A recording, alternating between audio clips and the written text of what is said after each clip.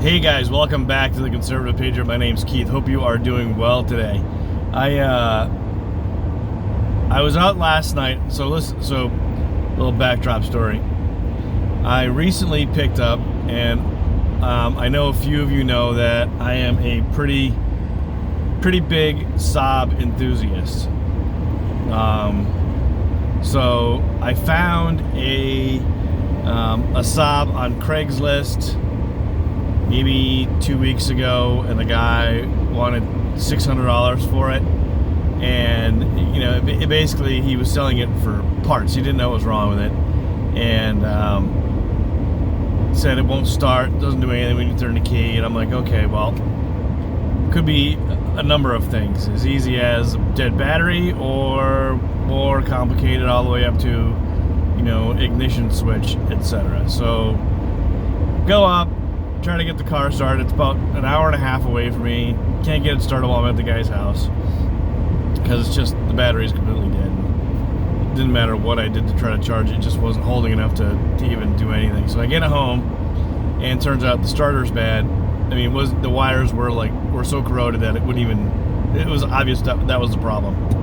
So long story short, got a new starter, new battery, put it in, turned right on. So going back, I only paid $200 for the car. I told the guy I wasn't going to give him $600 for this car that didn't start, and I had no idea what was going on with it. So I got it down to $200. Get it home, cleaning the car. My wife's looking through the car, and up in the driver's side visor, out pops a envelope from a bank. It's got a $100 bill in it. So technically, I only got the car for $100, but karma being what it is, I contacted the guy and gave him his $100 back, because that's the right thing to do. So $200 car, got it up and running. So last night I'm in the garage with my $200 car, and I'm trying to make it look nice, compounding it, polishing it, waxing it, and I'm listening to the Democrat debate, or not the Democrat debate, the convention, the virtual convention, which is kind of weird. So I didn't see it on TV. I heard it. So on the radio, I think it translates better than what it does on the TV. There's no cheering. There's no normal convention stuff where people are in funky hats and just having a good time. So there was none of that. So it was weird to listen to a convention like that. But what struck me, a couple things struck me, is pretty much every time a speaker came up and gave their 5-minute, 2-minute, whatever a lot of time they had speech about Joe Biden, it was it was Trump bashing, and I think Trump's name was said 100 times more than Joe Biden's last night. You're supposed to be telling people why you think Joe Biden should be president, not why you think Trump is not a good president. But that's not what happened. It's very interesting to hear that, and it's obvious why they did that, because we all know that Joe Biden is a horrible candidate, and the Democrats don't have anybody else. So they're like, we don't know what to do. The only person that went up there and really defended him and didn't say Trump's name was his wife. So when she got up there and gave the backstory, and it was I thought she did a really good job of explaining who he is. She knows him best. She's been married to him for a long time. So I thought that was the most genuine speech last night.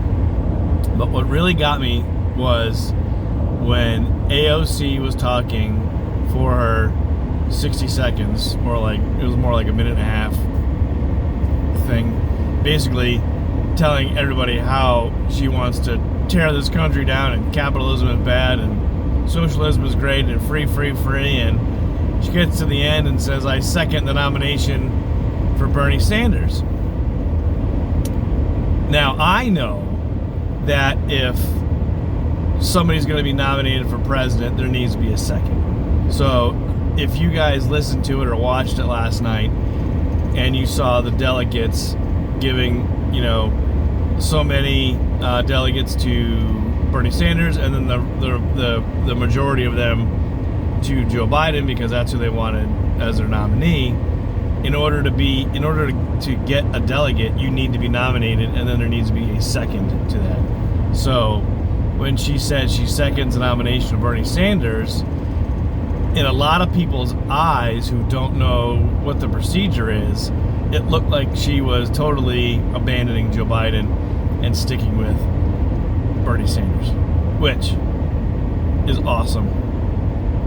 It's very awesome, because we all know that the youth that she has most of her support from don't know this, and they will see her supporting Bernie Sanders and go, "Oh, really?